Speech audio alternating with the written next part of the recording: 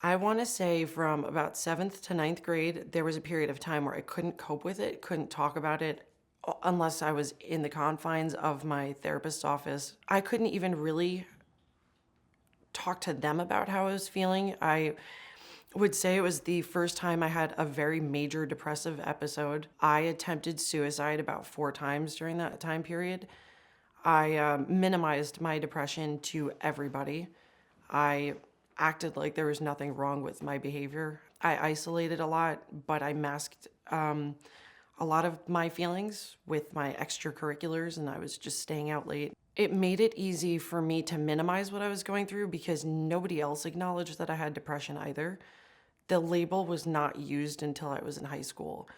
Even though I was diagnosed with it, no one treated me differently. No one was more compassionate towards what I was going through. Everyone was just kind of like, okay, and brushed everything I was going through under the rug, or at least that was my perception of it. Because everybody else minimized it, it was easy for me to minimize it. So if no one's going to cope with it, why should I? That turned into anger, and what's the point of me being here? I feel like if I had to go back and talk to younger me or talk to the people that were in my life, is acknowledge it. It is a scary thing to realize that somebody you love has something that you can't fix, but you make people feel more alone by not acknowledging that there's something going on. And it's harder to reach out and ask for help when you don't know that there's help available. People often feel like they're a burden.